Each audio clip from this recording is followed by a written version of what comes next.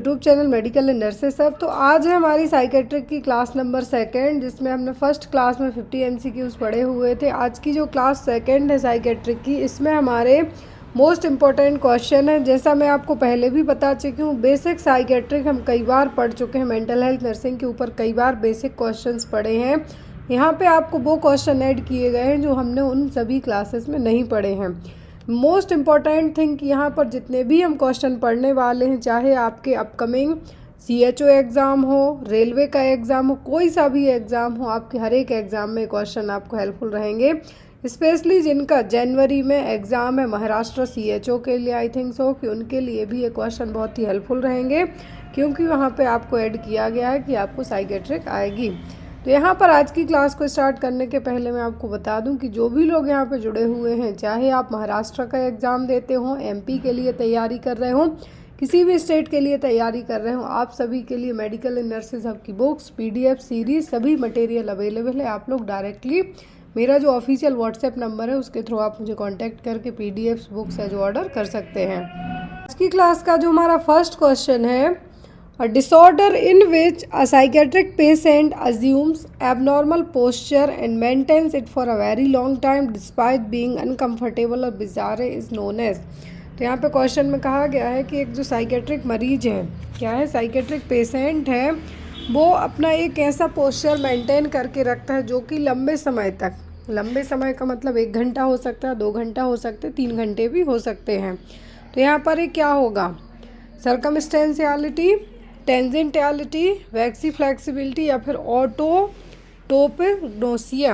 क्या टर्म यहाँ पे अपनाया जाएगा जिसमें मरीज़ एक लंबे समय तक, और यहाँ पे कहा गया है कौन सा मरीज़, साइकेट्रिक मरीज़ है जो कि एक लंबे टाइम तक सेम पोस्चर मेंटेन करके बैठ सकता है, जो उसके लिए भी अनकंफर्टेबल होगा, ऐसा नहीं कि कंफर्टेबल होगा। ये कहलाएगा आपका वैक्सी फ्लेक्सिबिलिटी। हमने कई बार पढ़ा है, लाइक मोम के जैसे, यहाँ पे आप कंसीडर कर सकते हैं मोम के जैसे एक सेम ऐसा पोस्चर बना के बैठेगा जिसमें उसको हिलाना क्या रहेगा, बहुत ही कठिन रहेगा। एक हमने पढ़ा था कैटाटोनिया, क्या पढ़ा था, कैटाटोनिया पढ़ा था। उसमें क्या था, मरीज़ है जो उछल कूद टाइप है जो करते रहेगा। लेकिन यहाँ पर ये क्या है आपका वैक्सी फ्लेक्सिबिलिटी, जिसमें मरीज़ अपना एक ऐसा पोस्चर बना के बैठेगा लंबे समय तक, उठा के वो इधर का उधर कर दो, वो बिल्कुल नहीं होगा। सर्कमस्टेंशियलिटी का मतलब होता है एक तरीके से डिसऑर्गेनाइज्ड स्पीच। सर्कमस्टेंशियलिटी का मतलब क्या होगा, डिसऑर्गेनाइज्ड स्पीच। क्लियर है? तो यहाँ पे आपको ये चीज़ें याद रखनी है। यूज़ किया गया है टेंजेंटियलिटी, इसका मतलब होता है कम्युनिकेशन प्रोसेस में जो भी आप, एक तरीके से हम ये कह सकते हैं कि थॉट और स्पीच डिस्टर्बेंस है, जहाँ पर पर्सन है जो वंडर ऑफ रहेगा, मतलब एक टॉपिक से बात हो रही कुछ और चीज़ की, वो पहुँच जाएगा कहीं और। तो यहाँ पर क्या होगा आपका ड्रिफ्टिंग ऑफ भी आप इसको कह सकते हैं, या फिर फोकस नहीं रहेगा। क्लियर है? Next one is a subtype of delusion where a patient believes that somebody is planning a conspiracy or trying to make a plan to harm or kill him is known as। ये question हमने बहुत पढ़ा है, हमने पढ़ा भी और कई बार एग्ज़ाम में भी आपको आया है।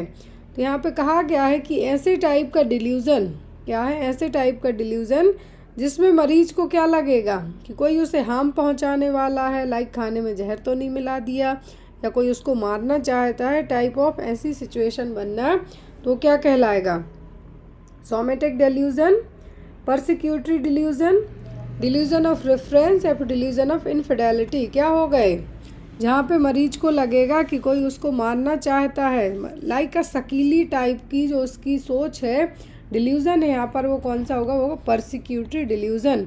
मरीज को यहाँ पे लगेगा कि कोई उसको क्या है, मारना चाहता है। Next one is, which of the following is an example of anti-manic drugs used in the treatment of bipolar affective disorder। तो यहाँ पर कौन सी एंटी मैनिक ड्रग है, मेडिसिन है, जो कि बाइपोलर अफेक्टिव डिसऑर्डर को ट्रीट करने में यूज़ की जाती है। ऑप्शन में है क्लोरप्रोमाजेन, एमिट्रिप्टिलिन, सोडियम वालप्रोएट या फिर हेलोपेरिडोल। बाइपोलर का मतलब क्या होगा कि एक सेम टाइम पर मरीज को मैनिया भी हो जाए, दूसरे टाइम पर उसको डिप्रेशन भी हो जाए, काइंड ऑफ दोनों सिम्टम होंगे। तो बाइपोलर को ट्रीट करने के लिए कौन सी मेडिसिन है जो यूज़ की जाएगी? तो यहाँ पर जो ड्रग यूज़ की जाएगी वो होगी सोडियम वालप्रोएट। क्या होगी? Sodium valproate. यदि आपको पूछा जाए मेनिया की ड्रग ऑफ चॉइस, तब आप क्या कहेंगे? लिथियम। लेकिन यहाँ पर आपको बाइपोलर के लिए पूछा है तो क्या आप मार्क करेंगे? Sodium valproate. हेलोपेरिडोल भी एग्जाम में बहुत क्वेश्चन बन के आते हैं। तो हेलोपेरिडोल क्या है? Typical antipsychotic. यहाँ पे आप इसको ये भी कह सकते हैं फर्स्ट जनरेशन। क्या है? फर्स्ट जनरेशन एंटीसाइकोटिक और टिपिकल एंटीसाइकोटिक, जो कि जनरली सीजोफ्रेनिया को ट्रीट करने में यूज़ की जाती है। याद रखिए, सीजोफ्रेनिया के लिए यदि ड्रग ऑफ चॉइस पूछे तब आप हेलोपेरिडोल कह सकते हैं। हेलोपेरिडोल को आप यदि, एक और क्वेश्चन बनता है एग्जाम में, हमारी नर्सिंग में आता है, कौन सी मेथड से इंजेक्ट किया जाएगा? तो most of the haloperidol tissue को इरिटेट करने का काम करती हैं, इसीलिए इनको जेट ट्रैक मेथड के थ्रू इंजेक्ट किया जाता है। एग्जाम में आपको आता है और सीजोफ्रेनिया को ट्रीट करने में यूज़ की जाती है। फिर है हमारा what is an absolute contraindication for electroconvulsive therapy administration in case of severe depression. मरीज आपका क्या है? सीवियर डिप्रेशन का है, लेकिन यहाँ पर उसको ईसीटी दी जानी है। क्या है? ईसीटी दी जानी है। तो किस केस में उसको ईसीटी नहीं देंगे? कंप्लीटली कॉन्ट्राइंडिकेट रहेगा।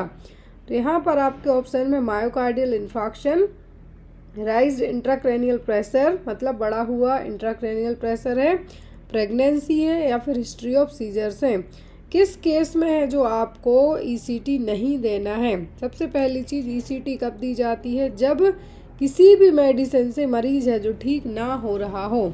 क्या है? मेडिकेशन के थ्रू मरीज ठीक ना हो रहा हो तब ईसीटी दी जाती है, इलेक्ट्रोकन्वल्सिव थेरेपी। तो यहाँ पर मरीज क्या है? सीवियरली डिप्रेस्ड है। तो जब भी आईसीपी बढ़ा हुआ हो, इसको एक एब्सोल्यूट कॉन्ट्राइंडिकेशन माना जाता है, क्योंकि यदि आईसीपी बढ़ा हुआ है, उस दौरान आपने ईसीटी दिया, तो मरीज का जो ब्रेन के यहाँ पर जो भी आर्टरीज हैं उनमें क्या होगा? ब्लड का जो प्रेशर है वो भी बढ़ेगा, और वो प्रेशर बढ़ने के कारण क्या हो सकता है? हेमरेज हो सकता है।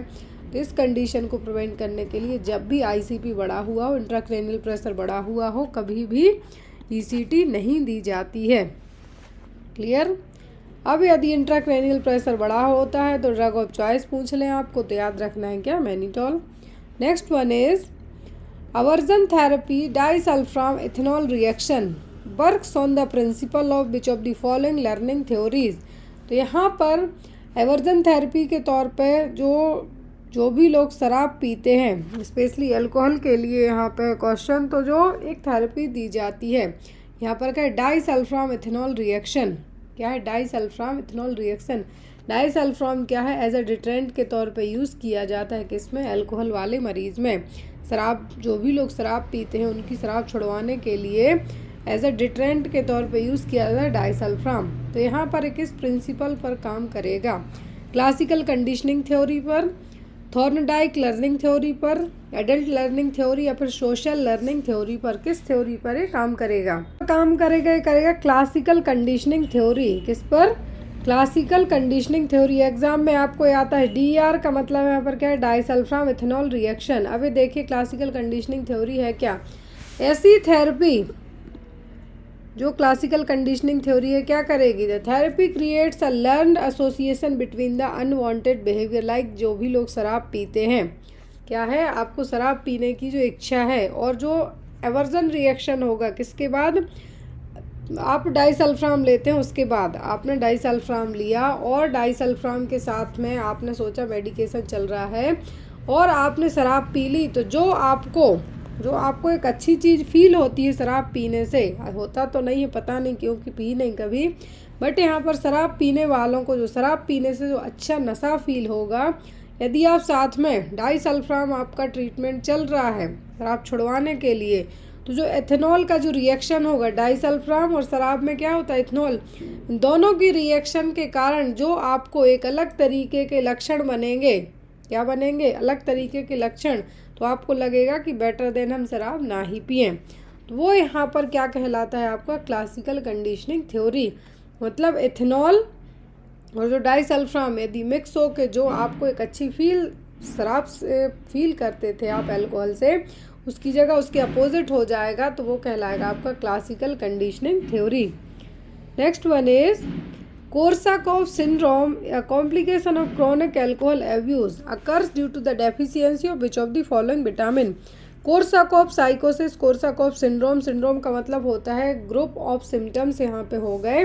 तो यहाँ पर क्रॉनिक अल्कोहल पीने के कारण, लंबे समय से शराब पीने के कारण जो कॉम्प्लिकेशन बनता है कोर्साकॉफ सिंड्रोम, किस विटामिन की कमी से होगा? B1, B2, B3 या फिर B12। तो यहाँ पे आपको याद रखना है, ये हमेशा एग्जाम में आपको आता है, जिन मरीज का अल्कोहल के लिए ट्रीटमेंट चलता है छुड़वाने के लिए, उनको साथ में थायामीन भी दिया जाता है। थायामीन मतलब B1, क्योंकि इसके कारण कोर्साकॉफ सिंड्रोम और कभी कभी सीवीआईटी पे जाके साइकोसिस भी डेवलप हो सकता है। तो उसको मैनेज करने के लिए क्या है यहाँ पर, कोर्साकॉफ सिंड्रोम और कोर्साकॉफ यदि साइकोसिस होती है तो उसको मैनेज करने के लिए क्या दिया जाएगा? B1, क्योंकि इसी की कमी से चीज़ें डेवलप होंगी। Next one, which of the following serum level of lithium is considered to be therapeutic to control the occurrence of symptoms of mania। सबको पता है मैनिया को ट्रीट करने के लिए लिथियम है जो as a drug of choice के तौर पे इस्तेमाल किया जाता है। किसके? Drug of choice, drug of cure करने के लिए एज अ डीओसी के तौर पे यूज़ किया जाएगा। किसको? मैनिया को ट्रीट करने के लिए लिथियम। अब यहाँ पर लिथियम का थेराप्यूटिक रेंज कितनी होगी? इसके बाद यदि रेंज आगे जाती है मतलब टॉक्सिसिटी डेवलप होती है। ऑप्शन में 0.8 to 1.2 MEQ पर लीटर, 1.0 to 2.2, 2.0 to 2.5 या फिर 2.5 to 3.0।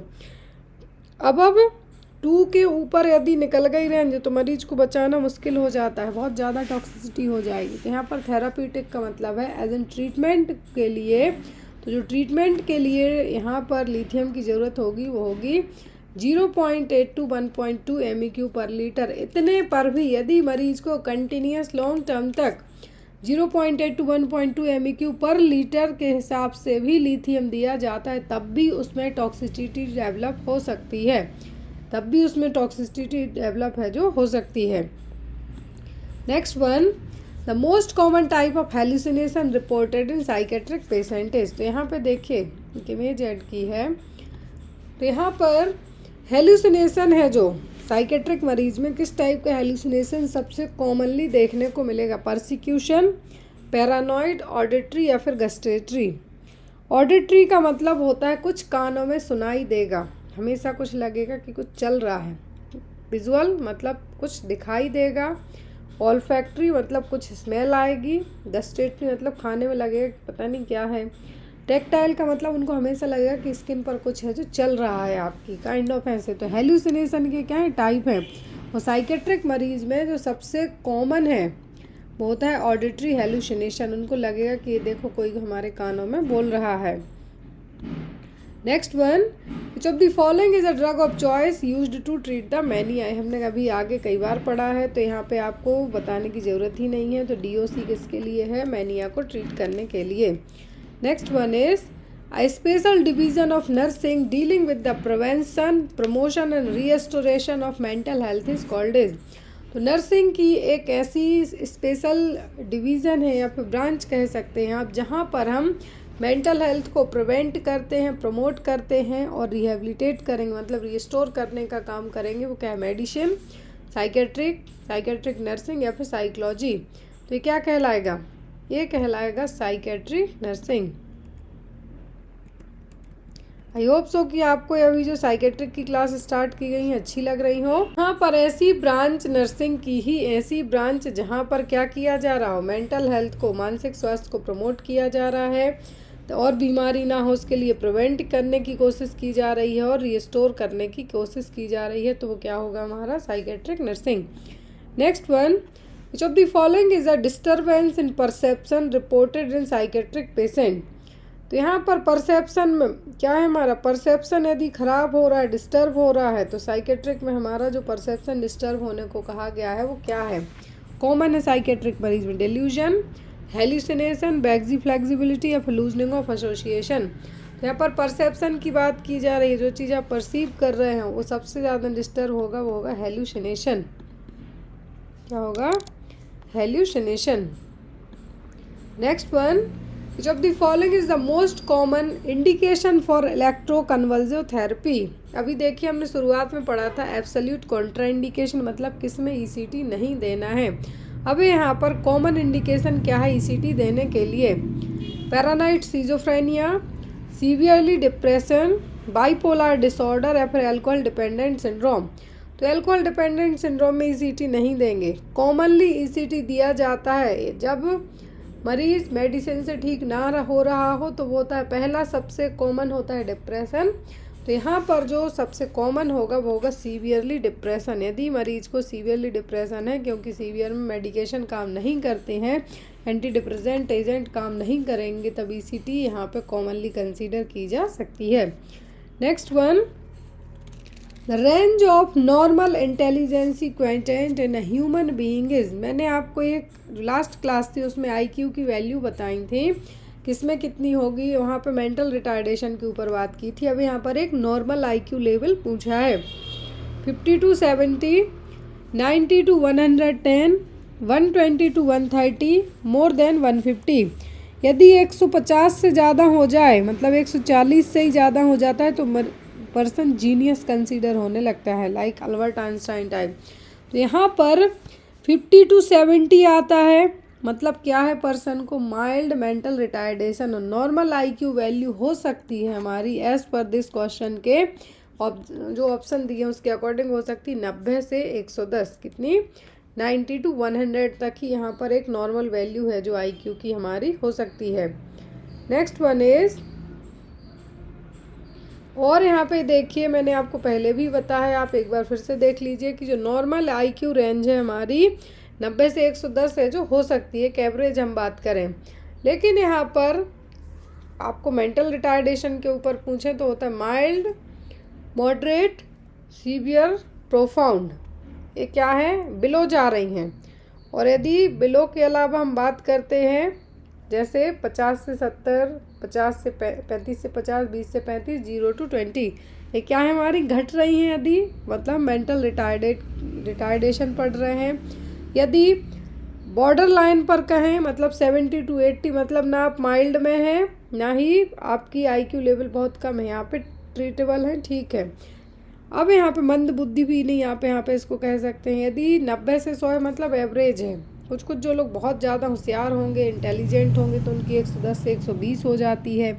अब कुछ कुछ की तो 120 से 130 हो जाती है, मतलब सुपीरियर है इस तरीके से। तो यहाँ पर एक एवरेज ह्यूमन बीइंग की हम बात करें तो वो हो सकती है 90 से 110। Next one is, the government of India launch the national mental health program in. तो भारत सरकार ने नेशनल मेंटल हेल्थ प्रोग्राम कब लॉन्च किया था? 1982, 1987, 1993, 1998 में। तो ये आया था 1982 में। भारत सरकार ने 1982 में नेशनल मेंटल हेल्थ प्रोग्राम को लॉन्च किया था, अवेयरनेस क्रिएट करने के लिए मेंटल हेल्थ को लेके, मानसिक स्वास्थ्य को लेके। क्योंकि फिजिकल हेल्थ आप डॉक्टर के पास जाके इजीली दिखवा लेते हैं, लेकिन जब आपको एंजाइटी हो रही हो, या आप शराब वगैरह पीते हो, या आपको कुछ ऐसे डिप्रेशन के लक्षण आ रहे हो, तो डॉक्टर के यहाँ जाने में हिचकिचाते हैं। तो इन्हीं सब के प्रति अवेयरनेस क्रिएट करने के लिए प्रोग्राम्स हैं जो लाए जाते हैं। Next one, which is considered a non-therapeutic technique while establishing therapeutic communication with a psychiatric patient। तो देखिए मरीज क्या है, साइकेट्रिक मरीज है यहाँ पर आपका, तो आप उसके साथ कौन सी टेक्निक है जो नॉन थेरापेटिक टेक्निक कंसीडर होगी, जबकि आपको थेरापेटिक कम्युनिकेशन बनाना है। थेरापीटिक टेक्निक का मतलब होगा कि आपको उसका ट्रस्ट गेन करना है, उसको अच्छी चीज़ें बोल के। लेकिन नॉन थेरापीटिक का मतलब होता है आप उसको उल्टा जज करने लगे, उस टाइप की। तो यहाँ पे वो कौन सी होंगी, एक्सेप्टेंस, साइलेंस, रीस्टेटिंग, या फिर गिविंग फॉल्स रीअश्योरेंस। क्या होगी यहाँ पर जो नॉन थेरापीटिक टेक्निक में कंसीडर होगी आपको, लेकिन कम्युनिकेशन करना है थेरापीटिक, तो वो होगा आपका गिविंग फॉल्स रीअश्योरेंस। गलत जानकारी, उसको गलत तरीके का भ्रम पैदा करना। दो तरीके की टेक्निक होती है, एक होता है थेरापीटिक कम्युनिकेशन टेक्निक जो हीलिंग को प्रमोट करेंगी, मतलब आप उसको मरीज के सेंटर्ड रहेंगी, पेशेंट सेंटर्ड होंगी, आप उसको जज नहीं करेंगे, पेशेंट आपको उससे फ़ायदा ही होगा। लाइक आप उसकी बात प्रॉपरली सुनेंगे, आप उसको जो भी क्वेश्चंस हैं उसके डाउट क्लियर करेंगे, पैराफ्रेज करेंगे, क्लैरिफाई करेंगे। और यहाँ पर आप यदि मरीज़ कुछ बोल के नहीं आपको बता पा रहा है तो आप उसको नॉन वर्बल कम्युनिकेशन प्रोसेस के थ्रू भी समझा सकते हैं। अब दूसरी होती है नॉन थेरापीटिक। मतलब यहाँ पर नॉन थेरापीटिक का मतलब होगा कि आप एक तरीके से कुछ मिसअंडरस्टैंडिंग क्रिएट कर सकते हैं, मरीज अनकम्फर्टेबल हो सकता है, आप उसको इस तरीके से कुछ पूछ सकते हैं जिसके वो रिस्पॉन्ड आपको ना कर पाए, या फिर आप उस पर अपना ओपिनियन थोप सकते हैं। तो यहाँ पर ये सब क्या होंगी आपकी non therapeutic communication. Next one is which among the following is considered an, sorry यहाँ पे क्वेश्चन है, जो क्वेश्चन सेम है बट ऑप्शन अलग है, तो यहाँ पे देख लीजिए। Which among the following is considered an absolute contraindication for administering the ECT electroconvulsive therapy. कौन सा है जो यहाँ पर इलेक्ट्रोकन्वल्सिव थेरेपी के लिए एब्सोल्यूट कॉन्ट्राइंडिकेशन है? ऑप्शन में है cerebral aneurysm, retinal detachment, increased intracranial pressure या फिर ब्रेन ट्यूमर। मैंने आपको शुरुआत में ही कहा था कि जब भी आपके ऑप्शन में आईसीपी बढ़ा हुआ है, कोई भी आपके ऑप्शन हो, आपकी फर्स्ट प्रायोरिटी आईसीपी इंक्रीज्ड है जो होना चाहिए। इंट्राक्रैनियल प्रेशर यदि बढ़ा हुआ है तब हम ईसीटी नहीं दे सकते, प्रेशर और बढ़ेगा, आर्टरी रप्चर होंगी, ब्लड फ्लो होगा और साथ ही साथ यहाँ पे हेमरेज की, इंटरनल हेमरेज की कंडीशन भी डेवलप हो सकती है। Next one, which is a typical feature you will find in case of acute opioid intoxication। यदि मरीज ने ओपियोइड की टॉक्सिसिटी हो गई है, आपके मरीज को ओपियोइड ओवरडोज हो गया है, तो यहाँ पे क्या साइन सिम्टम देखने को मिलेंगे? डिहाइड्रेशन होगा, इंक्रीज इंट्राऑक्यूलर प्रेशर होगा, पिन पॉइंट प्यूपिल होगा, डिक्रीज्ड एचआर होगा, हार्ट रेट घटेगी। तो यहाँ पे देखिए टिपिकल फीचर की बात की जा रही है। होता तो ये सब कुछ है, लेकिन एक्यूट मतलब शॉर्ट टर्म में यदि बात कर रहे हैं, एक्यूट ओपियोइड इंटॉक्सिकेशन हुआ है तो आपकी फर्स्ट जो आप चेक करके बता पाएंगे वो होंगी पिन पॉइंट प्यूपिल। क्या होंगी? Pin point प्यूपिल। Dehydration typical feature में नहीं होगा, नोजिया वॉमिटिंग होगा, उसके कारण डिहाइड्रेशन हो सकता है। आईसीपी है जो इंट्रा ऑक्यूलर प्रेशर, आँखों का जो प्रेशर है वो बढ़ सकता है, लेकिन ये भी आपका डायरेक्टली नहीं होगा। आई फ्लूइड प्रेशर के कारण यहाँ पर कॉमन साइन नहीं होगा। हार्ट रेट है जो यहाँ पे क्या होगी आपकी कम होगी, ब्लड प्रेशर भी कम होगा, लेकिन सीवियर ओपियोइड और जो क्रोनिक टाइम्स है, लेकिन एक्यूट में आपका क्या होगा? पिन पॉइंट प्यूपिल है जो देखने को मिलेगी। Next one is which of the following tool is helpful to assess and improve self awareness and establish a therapeutic relationship in a psychiatric setting. ये हमने बहुत पढ़ी है एग्जाम में, ये मतलब लेके चलिए कि हम लोग ने साइकोलॉजी में पढ़ी थी, तो यहाँ पर इसको सीधा टिप ऑफ टंग याद कर लिया था। ये क्या है? ये जौहरी विंडो। ये सभी पढ़े हैं हमने, थेरापीटिक विंडो तो कम पढ़ी, बट जो जौहरी विंडो है सबसे ज़्यादा पढ़ी है। तो यहाँ पर जो एक टूल है जिससे आप अपनी अवेयरनेस को, यहाँ पे देखिए सेल्फ अवेयरनेस के प्रति यहाँ पे कहा गया है, सेल्फ अवेयरनेस के साथ साथ आप थेरापीटिक रिलेशनशिप भी बिल्डअप कर सकते हैं साइकेट्रिक में, मतलब हॉस्पिटल सेटिंग्स में एज अ नर्स आपको आना चाहिए। तो ये कौन सी टेक्निक होगी? वो होती है जौहरी विंडो। नाम याद रखिए, जौहरी विंडो। जौहरी विंडो का यहाँ पे सबसे अच्छी चीज़ क्या है? देखिए यहाँ पर जौहरी विंडो साइकोलॉजिकल टूल है और एज अ मॉडल के तौर पे यूज़ किया जाता है सेल्फ अवेयरनेस को इम्प्रूव करने के लिए, और ग्रुप डायनामिक्स में भी। अब ये देखिए यहाँ पे इसके चार, एक तरीके से चार हैं जो क्वाड्रेंट्स होते हैं। एक होता है ओपन, मतलब आप अपने आप को भी जानते हैं, नोन टू सेल्फ और known to other, information about you that both you and other know. मतलब ओपन सेल्फ का मतलब है आप अपने बारे में खुद भी जानते हैं और आपके बारे में दूसरे भी जानते हैं। अननो दूसरा होता है ब्लाइंड सेल्फ, मतलब आपको अपने बारे में कुछ नहीं पता लेकिन दूसरे आपके बारे में बखूबी जानते हैं। Information about you that you don't know but others do. जैसे यहाँ पर इसीलिए इसको ब्लाइंड सेल्फ कहा गया, मतलब हमारी क्षमताएं हमें खुद पता नहीं, दूसरा जानता है कि आप क्या कर सकते हैं, लाइक इस टाइप से। तीसरा होता है हिडन सेल्फ। हिडन सेल्फ का मतलब होता है दूसरे को कुछ पता नहीं है, मतलब अननोन टू अदर्स। क्या है? दूसरे को पता नहीं है आपके बारे में, लेकिन आपको अपने बारे में सब कुछ पता है, इसीलिए इसको कहा जाता है हिडन सेल्फ। फिर होता है अननोन सेल्फ। अननोन सेल्फ का मतलब ना आपको अपने बारे में पता है ना दूसरे को पता है। Information about that neither you nor others know. यहाँ पे बहुत ही सिंपल सा फंडा है, आप इसको फिर से समझने की कोशिश कीजिए। अरे जौहरी विंडो है, क्लियर है पूरा आपको, आई होप कि विजुअलाइज हो रहा हो। ये क्या है, हमारी जौहरी विंडो है जो हमने साइकेट्रिक में पढ़ी है अपने आप को जानने के लिए, अपने आप को जानने के लिए भी और थेराप्यूटिक कम्युनिकेशन में हेल्प करती है। तो इसके 4 क्वाड्रेंट्स होते हैं, मतलब 4 हिस्से होते हैं। पहला ओपन सेल्फ, दूसरा ब्लाइंड सेल्फ, तीसरा हिडन सेल्फ, चौथा अननोन सेल्फ। अब इसके चारों तरफ भी कुछ कुछ चीज़ें होती हैं। जैसे ओपन सेल्फ की बात की जाए, ओपन सेल्फ का मतलब है आप अपने आप को अच्छे से जानते हैं और दूसरे भी आपको अच्छे से जानते हैं। दूसरा ब्लाइंड सेल्फ, मतलब आपको अपने बारे में कुछ नहीं पता, अननोन टू सेल्फ, लेकिन नोन टू अदर्स, दूसरे आपको यहाँ पे बहुत बखूबी जानते हैं। तीसरा hidden self, but unknown to other, आपको अपने बारे में बहुत कुछ पता है लेकिन दूसरे को आपके बारे में पता नहीं चलना चाहिए। चौथा, ना आपको अपने बारे में कुछ पता है ना दूसरे को आपके बारे में पता है, काइंड ऑफ ऐसी सिचुएशन का डेवलप होना। तो ये आपको याद रखना पड़ेगा, known to self but known to others, it's a open self. दूसरा अननोन टू सेल्फ मतलब बट नोन टू अदर्स। तीसरा आपको अपने बारे में पता है, hidden self but unknown to other. चौथा अननोन टू सेल्फ और अननोन टू अदर, आपको अपने बारे में पता ना दूसरे को आपके बारे में पता है।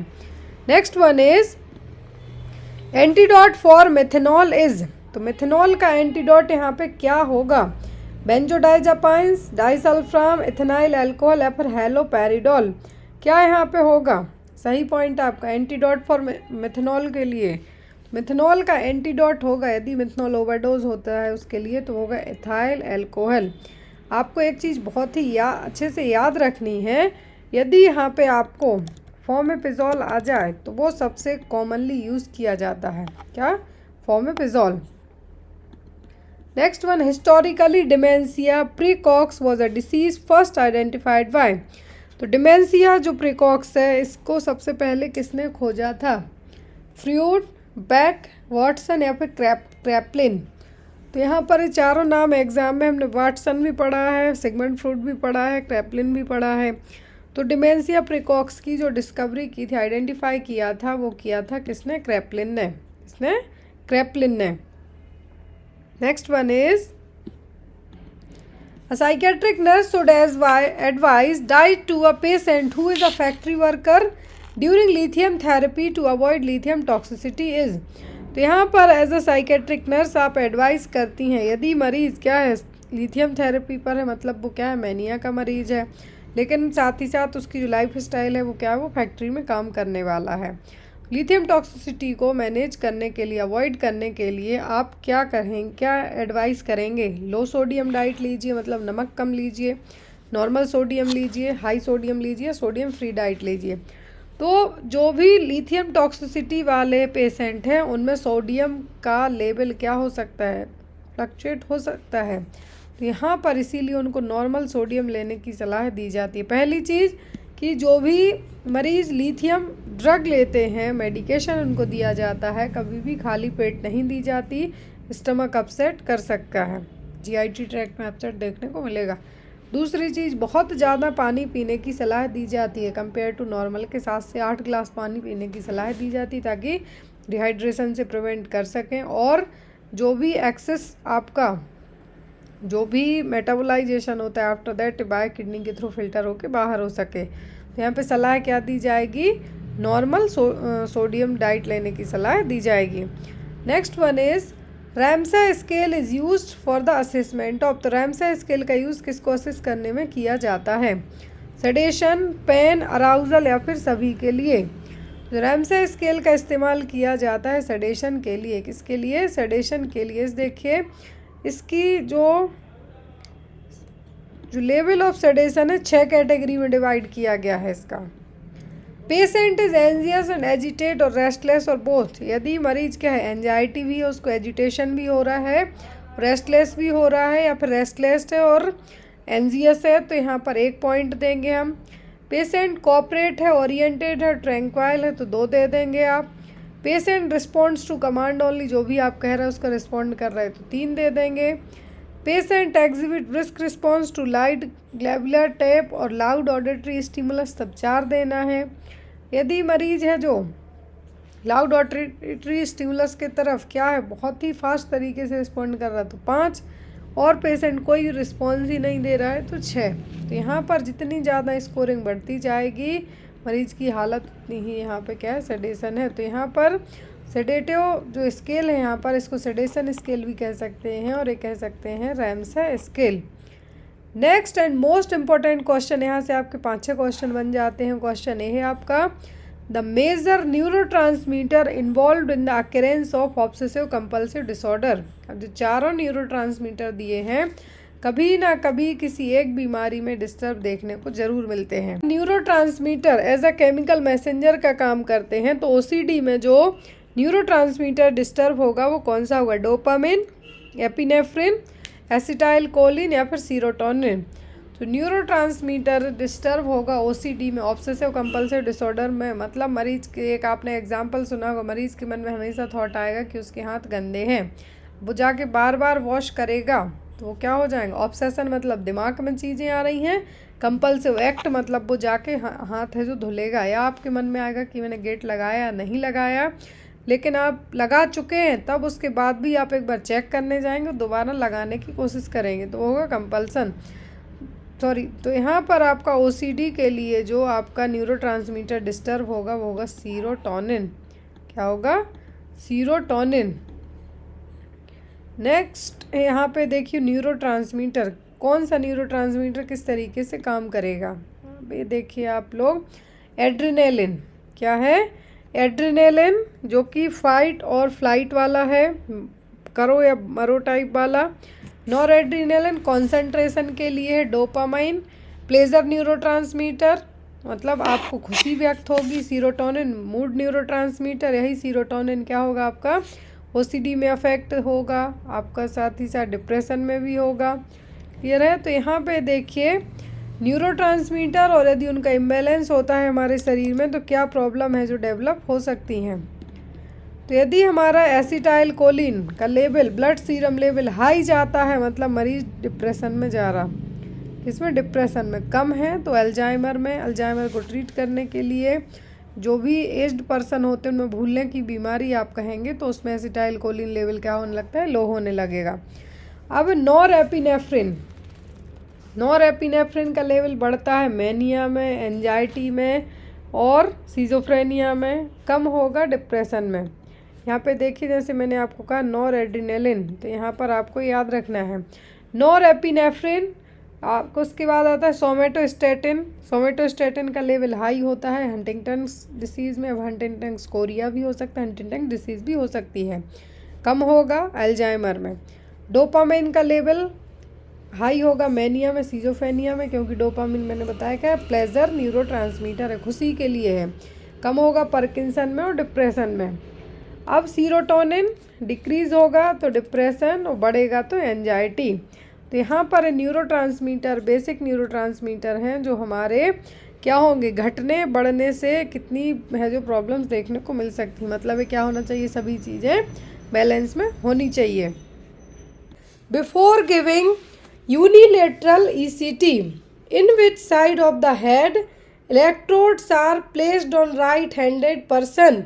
क्वेश्चन समझने की कोशिश कीजिएगा। क्वेश्चन में कहा गया है कि यदि आप ईसीटी देने वाले हैं, मतलब कि इलेक्ट्रोकन्वल्सिव थेरेपी, ईसीटी किसके लिए दी जाती है, जब मरीज है जो दवाइयों के थ्रू, मेडिकेशन के थ्रू ठीक ना हो रहा हो तब ईसीटी का उपयोग किया जाता है, इलेक्ट्रोकन्वल्सिव थेरेपी। तो इलेक्ट्रोकन्वल्सिव थेरेपी यदि दे रहे हैं हम किस तरीके से, यूनिलेटरल, यूनि मतलब सिंगल साइड, पर्सन क्या है, तो यहाँ पे कहा है कि सिर के किस तरफ आप इलेक्ट्रोड लगाएंगे। यदि पर्सन राइट हैंडेड है तब राइट साइड में, लेफ्ट साइड, इट में बी प्लेस्ड एट राइट और लेफ्ट, या फिर in between right and left. तो यहाँ पर दोनों साइड तो लगाना नहीं है, क्योंकि यहाँ पर साफ साफ कहा गया है यूनिलेटरल ईसीटी।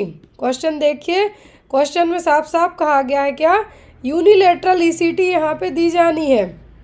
जब भी मरीज को यूनिलेटरल ईसीटी दी जा रही है तो यहाँ पर किस तरफ है जो आप इलेक्ट्रोड लगाएंगे वो पर्सन क्या है, राइट हैंडेड है। तो आप इस टाइम पे जब यदि पर्सन यूनिलेटरल में क्या होगा कि यदि पर्सन राइट हैंडेड पर्सन है तो ईसीटी के जो इलेक्ट्रोड्स हैं, जो दिमाग में लगाए जाने वाले इलेक्ट्रोड्स हैं, वो भी राइट साइड ही लगाए जाएंगे। कहाँ पर, हेड के राइट साइड में ही इलेक्ट्रोड्स को है जो लगाया जाएगा। क्लियर है। अब यहाँ पे हम ईसीटी के बारे में थोड़ा सा पढ़ेंगे जो आपको अपकमिंग एग्जाम में हेल्पफुल रहे, आपके लिए बहुत हेल्पफुल है। पहले पॉइंट में तो बताया गया है कि यूनिलेटरल ईसीटी है क्या। तो ईसीटी है जनरली बेस्ड ऑन, अलग अलग तरीके से होती है, मॉडिफाइड, अनमॉडिफाइड होगी, यूनिलेटरल होती है, बाईलेटरल भी होती है। तो जो बाईलेटरल ईसीटी है, यहाँ पर यूनिलेटरल कहा गया है, बाईलेटरल ईसीटी है। तो बाईलेटरल ईसीटी मतलब बाई मतलब दोनों तरफ, वन इलेक्ट्रोड प्लेस होगा लेफ्ट साइड में और दूसरा होगा राइट साइड में। यहाँ पे मैं आपको नोट कर देती हूँ कि जो बाईलेटरल ईसीटी है, स्पेलिंग मिस्टेक हो जाए तो आप थोड़ा सा समझ लीजिएगा।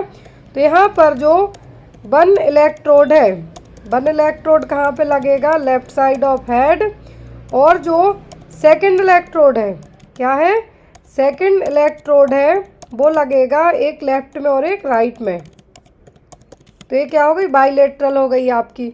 अब आता है आपका यूनी। यूनी का मतलब होता है सिंगल और बाई का मतलब होता है दो। तो यूनिलेटरल ईसीटी में होगा क्या कि जो इलेक्ट्रोड है, क्या है, इलेक्ट्रोड है नॉन डोमिनेंट साइड में लगाया जाएगा।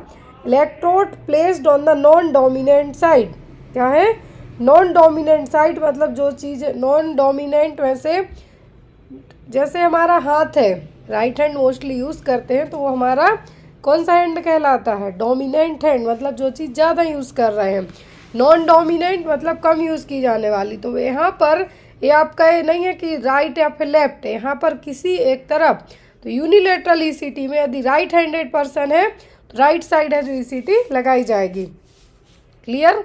अब ईसीटी के बारे में थोड़ा सा जानेंगे, ईसीटी है क्या, क्यों दी जाती है, किसको हमें नहीं देना है।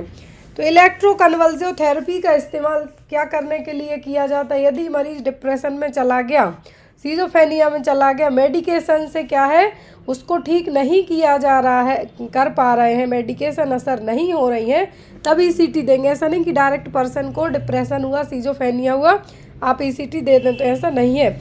ईसीटी की जो पहली बार ईसीटी को इंट्रोड्यूस किया गया था वो किया गया था अप्रैल 1938 में कार्लेटी एंड बिन्नी ने। इन दो साइकेट्रिस्ट के नाम याद रखिए, एग्जाम में आते हैं। ईसीटी का जो आविष्कार कहें या इंट्रोड्यूस कहें हम, तो 1938 में कार्लेटी एंड बिन्नी ने दिया था। अब यहाँ पर ईसीटी के थ्रू होता क्या है, एक तरीके के झटके ही देना, करंट ही देना। तो यहाँ पर artificial induction of grand mal seizure, क्या है यहाँ पर, artificial induction of grand mal seizure दिया जा रहा है। मतलब दिमाग जो सुप्त हो चुका है उसको उठाने के लिए एक तरीके का करंट देना आर्टिफिशियल तरीके से, बाया इलेक्ट्रोड्स, इलेक्ट्रिकल करंट देना ग्रैंड माल सीजर लाने के लिए। अब इस ग्रैंड माल सीजर में टॉनिक फेज आती है 10 से 15 सेकंड की, क्लोनिक फेज आती है 30 से 60 सेकंड की। ड्यूरेशन और जो काउंटिंग वगैरह है वो आप याद रखिए, सेम एज एग्जाम में आपको आती है। ईसीटी से किया क्या जाना, तो आर्टिफिशियल इंड्यूस किए जा रहे हैं ग्रैंड माल सीजर, और जब ईसीटी देते हैं तो ग्रैंड माल सीजर आएंगे तो टॉनिक फेज होगी 10 से 15 सेकंड की और क्लोनिक फेज होगी 30 से 60 सेकंड की। जब आप इलेक्ट्रोड्स ब्रेन पे लगा के इलेक्ट्रिकल सप्लाई करेंगे तब। अब यहाँ पर कितने वोल्ट तक का आप करंट दे सकते हैं, कितने ड्यूरेशन तक, तो ये करंट कभी भी 1.5 सेकंड से ज़्यादा आपको नहीं देना है। आपको एग्ज़ाम में 1.5 सेकंड आएगा, 1.5 मिनट आएगा, 2 मिनट 2 सेकंड आएंगे। तो ये ड्यूरेशन हमेशा 0.3 टू 1.5 सेकंड तक ही रखना है। इससे ज़्यादा यदि आप देंगे, 2 मिनट का यदि आपके ऑप्शन में 1 मिनट 2 मिनट है तो आपको मार्क नहीं करना है, मरीज सीधा निकल लेगा। 1.5-2 सेकंड तक ही देना है, इससे ज़्यादा नहीं देना है। और जो बोल्ट रहेगा वो होगा 70 से 120 बोल्ट, 70 to 120 बोल्ट है जो यहाँ पे यूज़ किया जाएगा। अल्टरनेटिंग करेंट्स की टोटल 50 साइकिल्स होंगी। अभी डिपेंड करता है, टोटल 50 साइकिल्स बताएं, डिपेंड करता है मरीज सीजोफ्रेनिया वाला है, डिप्रेशन वाला है, किस कैटेगरी का पेशेंट है। बट जो बोल्ट और ड्यूरेशन है सेम रहेगा, बट जो साइकिल्स हैं ये यहाँ पे इंटरप्ट हो सकती हैं। टाइप ऑफ ईसीटी तो एक होता है मॉडिफाइड, दूसरा होता है नॉन मॉडिफाइड। तो पहले हमें देखें ईसीटी के टाइप देखते हैं। तो ईसीटी है जनरली दो तरीके की होती है, दो बेस्ड ऑन इलेक्ट्रोड प्लेस कर रहे हैं, वो क्या है बाइलेटरल यूनिलेटरल। अब होती है डायरेक्ट, मतलब यहाँ पर मेडिकेशन के बेस पर डायरेक्ट ईसीटी, बिना कोई दवाई दिए ईसीटी है जो दी जाए तब, बिना कोई मेडिकेशन के एनेस्थेटिक और मसल रिलैक्सेंट दो चीज़ें यूज़ की जाती हैं, बिना कुछ दिए यदि जनरलाइज्ड कन्वल्जन लाए जा रहे हैं, ग्रैंड माल सीजर्स लाए जा रहे हैं, तो ये डायरेक्ट ईसीटी है। नाउअडेज इसका यूज़ नहीं किया जाता है, क्योंकि इसके कारण डायरेक्ट ईसीटी में ना एनेस्थेटिक एजेंट देंगे ना मसल रिलैक्सेंट देंगे, मरीज को सीधा डायरेक्ट करंट देंगे, तो जो कन्वल्जन्स आएंगे उसके कारण हड्डियाँ भी टूट सकती हैं, दांत डिसलोकेट हो सकते हैं। दूसरा आता है मॉडिफाइड, जो यूज़ किया जाता है जिन भी लोगों ने अपने जीएनएम और बीएससी नर्सिंग में साइकेट्रिक हॉस्पिटल में ट्रेनिंग ली होगी, उन्होंने प्रोसीजर होते हुए देखे होंगे, या फिर साइकेट्रिक हॉस्पिटल में आप जॉब करते हैं तो वहाँ आपको देखने को मिल जाएंगे। मॉडिफाइड ईसीटी में होता क्या है कि मसल रिलैक्सेंट भी दिए जाते हैं, क्या है मसल रिलैक्सेंट के तौर पे सक्सिनाइल कोलिन दिया जाता है और एनेस्थेटिक एजेंट दिया जाता है, जिसके कारण हम फ्रैक्चर के रिस्क को कम कर सकते हैं। क्या है फ्रैक्चर रिस्क को कम कर सकते हैं। बट इस मॉडिफाइड ईसीटी में होता क्या है कि मरीज को शॉर्ट टर्म मेमोरी लॉस भी हो सकता है। बट कंपेयर टू डायरेक्ट और मॉडिफाइड के, मॉडिफाइड ज़्यादा यूज़ की जाती है, डायरेक्ट को कम यूज़ किया जाता है। अब जो ड्रग्स यूज़ की जाती हैं इलेक्ट्रोकन्वल्सिव में, ये भी एग्जाम में आपको आती हैं। पहली आती है एट्रोपिन सल्फेट। क्या है? एट्रोपिन सल्फेट दी जाती है ताकि जो सलाइवेशन हो रहा है, यदि सलाइवेशन होता है तो मरीज एस्पिरेट कर सकता है, तो उसको कंट्रोल करने के लिए, सीक्रेशन को कम करने के लिए दी जाएगी। दूसरा दिया जाता है मसल रिलैक्सेंट सक्सिनाइल कोलिन। तीसरा दिया जाता है आपका थायोपेंटेल या फिर यहाँ पर मेथोक्सियल है, जो यहाँ पे दिए जा सकते हैं। ऑक्सीजन की भी ज़रूरत पड़ती है, क्योंकि कुछ कुछ केसेस में पेशेंट आफ्टर ईसीटी के बाद अनकॉन्शियस रहेगा या सांस लेने में दिक्कत होती है, तो उसको आर्टिफिशियल ऑक्सीजन भी दी जाती है। तो ये था हमारा ईसीटी के बारे में। अब ईसीटी क्यों देंगे, मतलब किस मरीज को देनी है। तो यदि मरीज डिप्रेशन का है, हमेशा याद रखें जब मरीज मेडिकल ट्रीटमेंट से ठीक नहीं होता है, मेडिकेशन से ठीक नहीं होता है, तब ईसीटी दी जाएगी। डिप्रेशन में मरीज सीवियर साइकोसिस का है, मतलब मैनिया है, डेलीरियम है, सीजोफ्रेनिया है या फिर ऑर्गेनिक साइकोसिस हुई है, इन केस में ईसीटी है जो दी जाती है। अब किस केस में नहीं देना है, यदि पेशेंट का इंट्राक्रैनियल प्रेशर आईसीपी बढ़ा हुआ है तो एब्सोल्यूट कॉन्ट्राइंडिकेशन माना जाता है कि इस केस में ईसीटी नहीं देना है। दूसरे होते हैं रिलेटिव। क्या है? हमारे रिश्तेदार नहीं, यहाँ पर रिलेटिव कॉन्ट्राइंडिकेशन है, मतलब इस केस में भी ईसीटी है जो नहीं देनी है।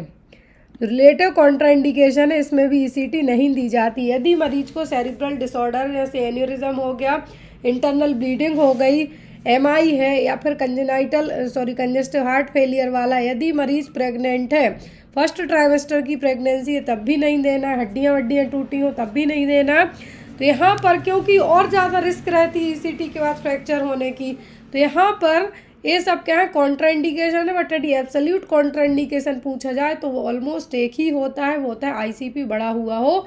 उस दौरान मान लीजिए आपके ब्रेन में ऑलरेडी जो इंट्राक्रैनियल प्रेशर बढ़ा हुआ है, ईसीटी दिया और प्रेशर बढ़ेगा, मरीज साइकोसिस से तो बाद में ठीक होगा, पहले ऐसे ही निकल जाएगा। तो यहाँ पर क्या है, ईसीटी के बारे में पॉइंट्स याद रखिए।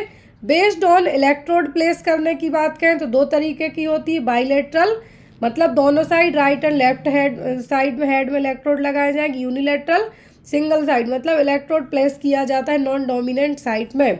ईसीटी शुरुआत कब हुई थी? 1938 में कार्लेटी एंड बिन्नी ने इसको इंट्रोड्यूस किया था।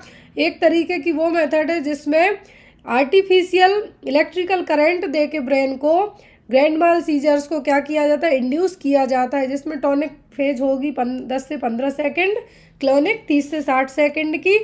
70 से 120 वोल्ट से ज़्यादा का करंट नहीं देना है, मरीज निकल लेगा, मर जाएगा। 0.3 to 1.5 सेकंड से एक जो इलेक्ट्रोड से करंट की सप्लाई करेंगे हम, ड्यूरेशन है मतलब कितनी देर तक आपको इलेक्ट्रोड्स के थ्रू करंट देना है, तो 0.3 to 1.5 सेकंड तक ही रहना चाहिए, इससे ज़्यादा नहीं।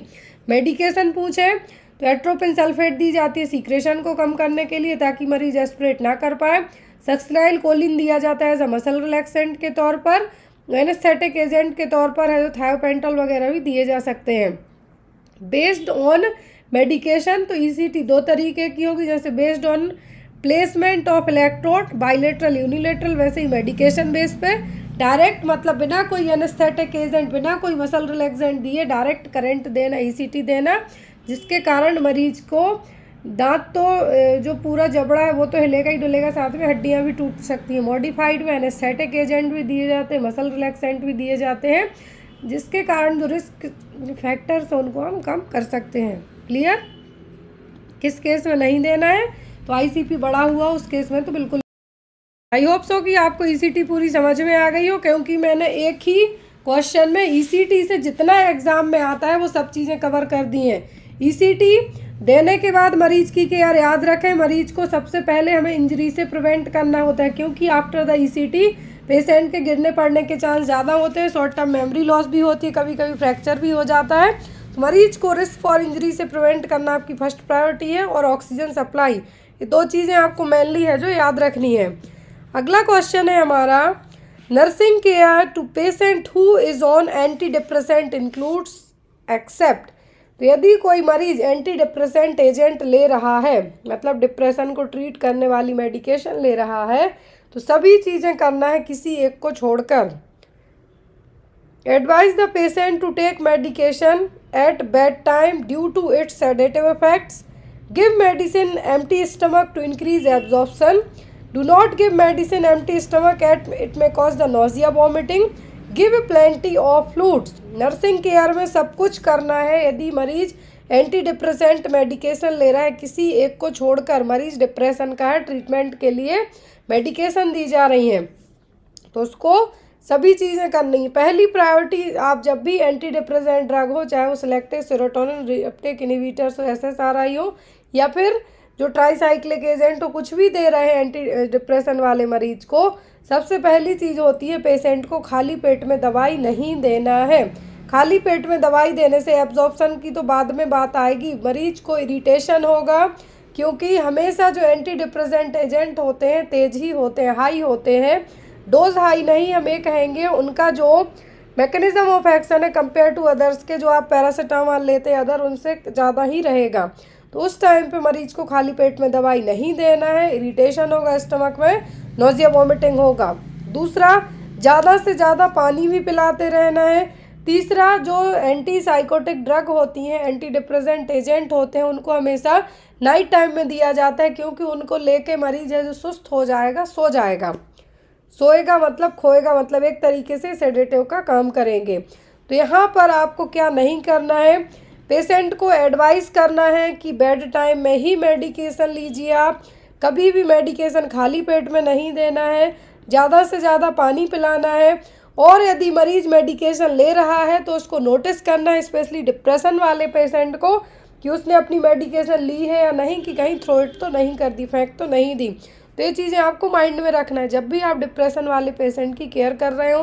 उसको इंजरी से भी बचाना है आपको, क्योंकि यदि उसने ये मेडिकेशन दिन में खा ली, मरीज ने मेडिकेशन दिन में ले ली, जो उसकी कंडीशन है सेडेटिव्स रहेगी, सेडेटिव्स का मतलब नींद टाइप में रहेगा, ड्राउजी रहेगा, कहीं गिर पड़ के उसको इंजरी भी हो सकती है। तो यहाँ पर जो आपको नहीं करना है वो क्या होगा, give medicine empty stomach to increase the absorption. यहाँ पर एब्जॉर्प्शन इंक्रीज नहीं होगा, मरीज को नोजिया वॉमिटिंग उल्टी होगी, और जो मेडिकेशन दी है वो आउट हो जाएगी, वो काम नहीं करेगी। क्लियर? अब यहाँ पर हम बात करेंगे कि जो डिप्रेशन के लिए मेडिकेशन कौन कौन सी दी जाती हैं, जो ऐड की है, जो एज अ एंटी डिप्रेसेंट के तौर पर यूज़ की जाने वाली ड्रग है। पहली आती है TCA, ट्राईसाइक्लिक एंटी डिप्रेसेंट और टेट्रासाइक्लिन एजेंट। तो यहाँ पर ट्राईसाइक्लिक एंटी डिप्रेसेंट में आपकी आती है इमिप्रामाइन, जो मोस्टली यूज़ की जाती है, और एमिट्रिप्टिलिन यूज़ की जाती है। तो ये क्या है, दो तो मेनली यूज़ की जाती हैं। फिर मोनो अमीनो ऑक्सीडेज इनहिबिटर्स में आपके क्या आते हैं, फेनाइलजीन, मोक्लोमिडिन। तो बहुत सारी और मेडिकेशन होती हैं जो यहाँ पर MAOI के तौर पर भी यूज़ की जाती हैं। फिर आपका आता है SSRI, मतलब selective serotonin reuptake inhibitors, commonly use की जाने वाली ड्रग है, जिसमें फ्लॉक्सिटिन कॉमनली यूज़ की जाती है। सर्ट्रैलिन, फ्लॉक्सिटिन, आप यदि साइकेट्रिक हॉस्पिटल में जॉब किए होंगे तो आपने मेडिकेशन देखी होंगी यहाँ पर। और जितनी भी डिप्रेशन को ट्रीट करने वाली ड्रग है ये प्रिस्क्राइब्ड मेडिकेशन है, बिना प्रिस्क्रिप्शन के अवेलेबल नहीं होती है। अगला क्वेश्चन है हमारा, to address the huge burden of mental disorder government of India has launched which programme. तो भारत सरकार ने मेंटल डिसऑर्डर का जो बढ़ते हुए केसेस हैं, क्या है, मेंटल डिसऑर्डर के जो केसेस हैं, बढ़ते हुए केसेस हैं, तो यहाँ पर कौन सा प्रोग्राम है लाया गया था, नेशनल साइकेट्रिक प्रोग्राम, या फिर national programme for mentally handicapped, national mental health programme, या फिर national programme for spirituality.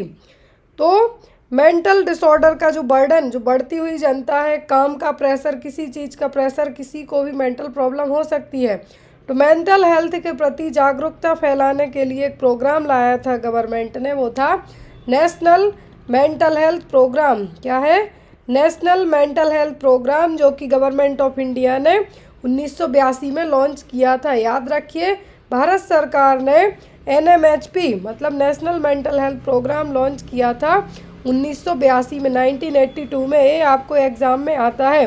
After that district mental health programme आया था 1996 में।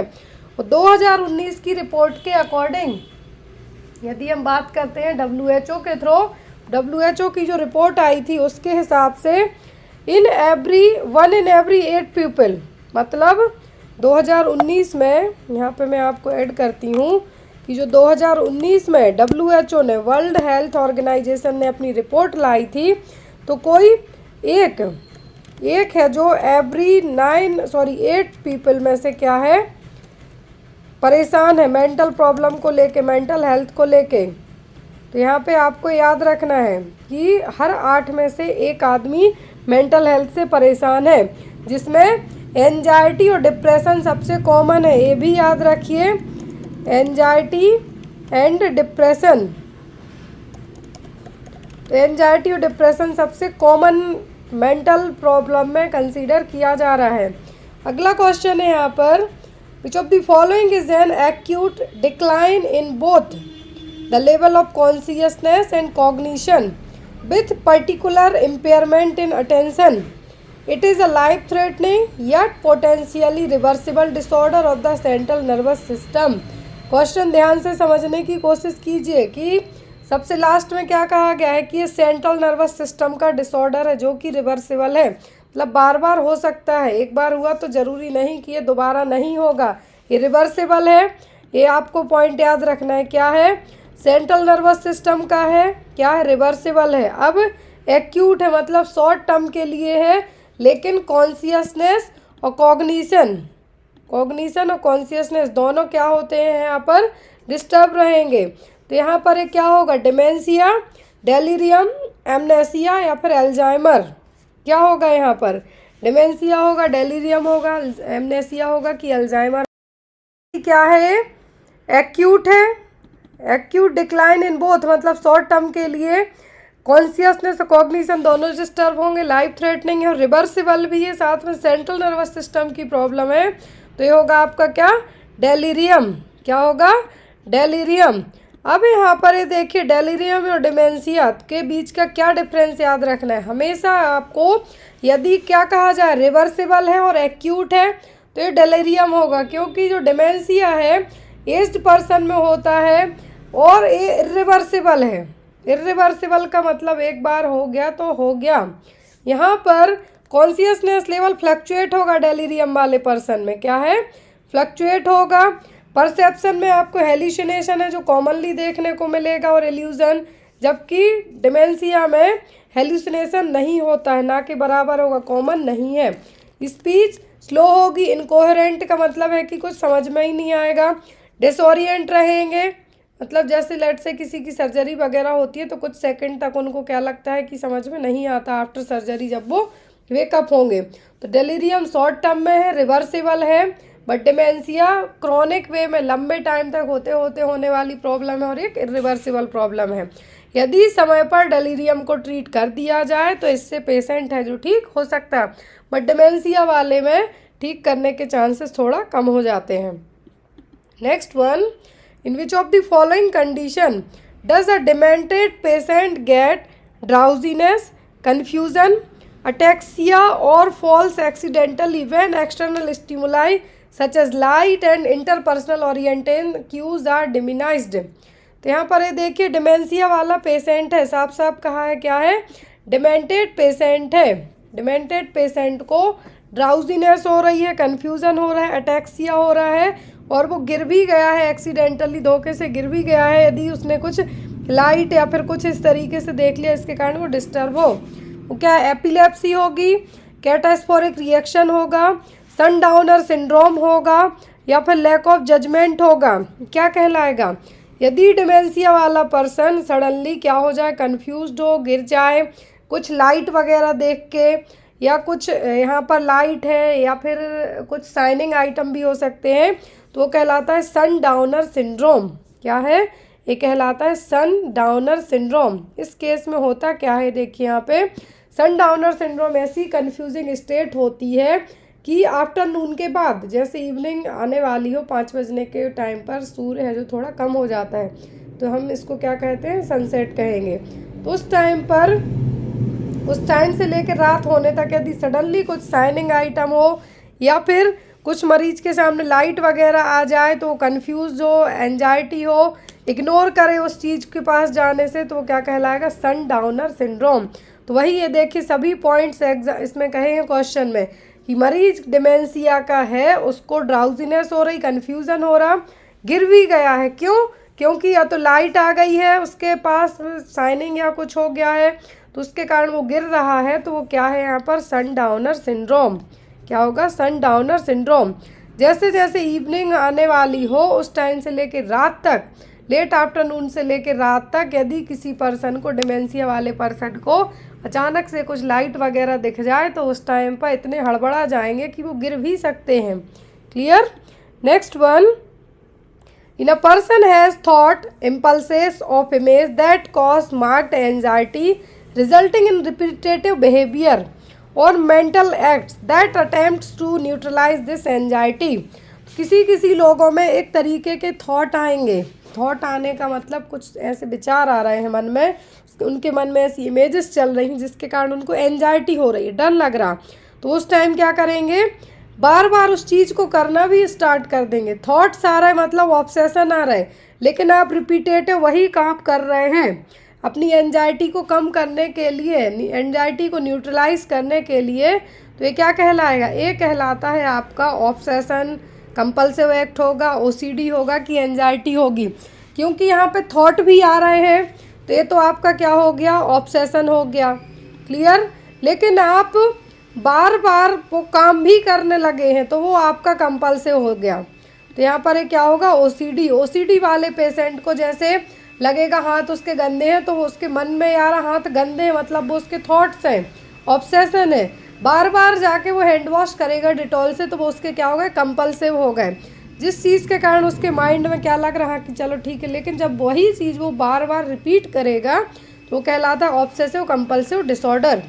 अगला क्वेश्चन है यहाँ पर, कॉन्शियस और unconscious feeling of nerves that are signalled by an overly strong emotional reaction to a patient are collectively known as. तो यहाँ पर कॉन्शियस या फिर अनकॉन्शियस फीलिंग है किसी नर्स की कि मरीज के लिए स्ट्रॉन्ग इमोशन आ रहा है नर्स के लिए कि मरीज को क्या प्रॉब्लम हो सकती है, इस तरीके से वो पॉजिटिव भी हो सकते हैं, नेगेटिव भी हो सकते हैं। तो क्या ट्रांसपेरेंस है, काउंटर ट्रांसपेरेंस या फिर बाउंड्री वायलेशन, क्या कहलाएगा? यदि किसी नर्स को लगता है कि पेशेंट को कुछ प्रॉब्लम हुई है, उसको स्ट्रॉन्ग कॉन्शियस भी है और अनकॉन्शियस माइंड में जो फीलिंग्स आ रही हैं एक नर्स को अपने पेशेंट को लेके, अब वो चीज़ें अच्छे वे में भी हो सकती हैं और नेगेटिव वे में भी हो सकती हैं, आइदर पॉजिटिव और नेगेटिव। तो ये क्या कहलाएगा, ये कहलाता है काउंटर ट्रांसफरेंस। हमेशा 2 पॉइंट याद रखें। जब पेशेंट को नर्स से, यहाँ पर देखिए, पेशेंट को फील हो कि नर्स उसको प्रॉब्लम कर सकती है या नर्स से उसको प्रॉब्लम हो रही है, तो पेशेंट टू नर्स के लिए जब कुछ इस तरीके की कॉन्शियस अनकॉन्शियस फीलिंग आए तो वो कहलाता है क्या? ट्रांसफेरेंस। याद रखिए यहाँ पर नर्स टू पेशेंट की बात की जा रही है। क्या है? नर्स टू पेशेंट के बारे में बात की जा रही है।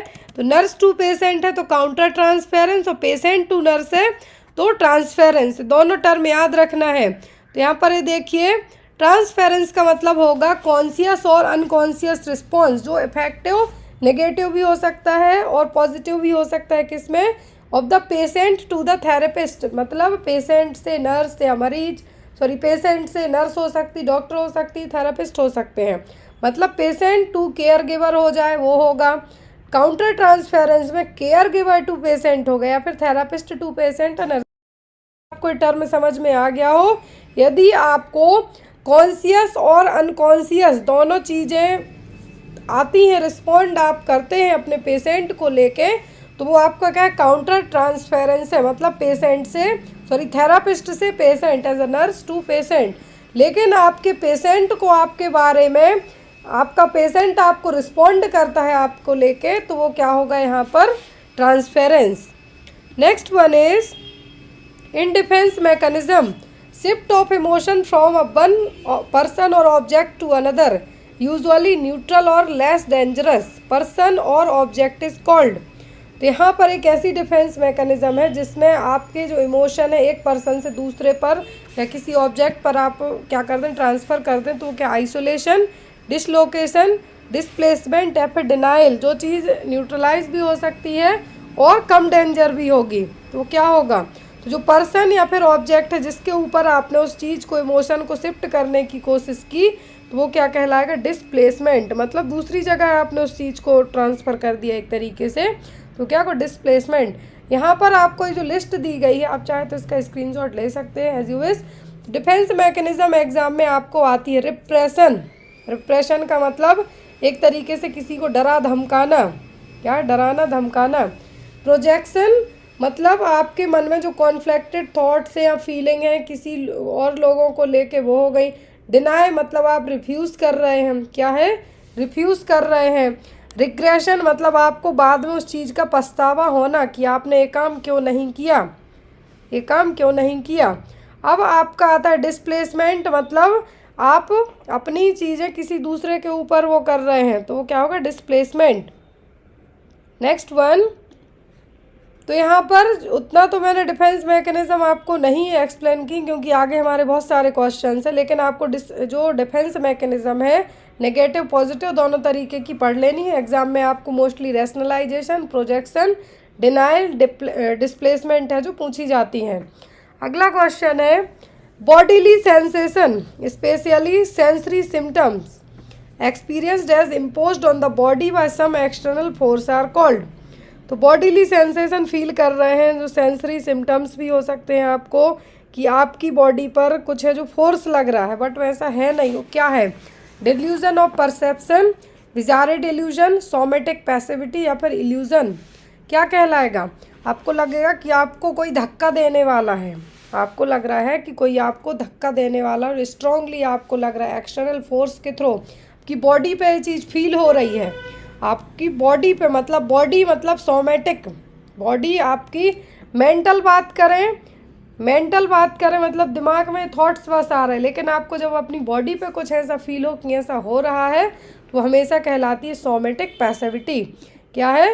वो कहलाती है सोमेटिक पैसिविटी। सोमेटिक पैसिविटी का मतलब है कि बॉडीली सेंसेशन, मतलब आपको फील हो रहा है कि कोई आपको धक्का दे रहा है, बाहर से कोई आपको पुश करने की कोशिश कर रहा है, आपका कोई गला दबाने की कोशिश कर रहा है। ये सब थॉट आते हैं जो मेंटली डिस्टर्ब होते हैं।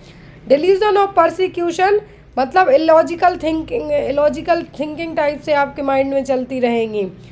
अब आता है थॉट ब्रॉडकास्टिंग, मतलब आपका दिमाग एक जगह से दूसरी जगह जो दौड़ेगा कि आप सोच भी नहीं सकते हैं। थॉट इंसर्शन मतलब आपको लगेगा कि कोई एविल स्पिरिट आपके अंदर आपको अलग अलग चीज़ें हैं जो इंसर्ट कर रही है।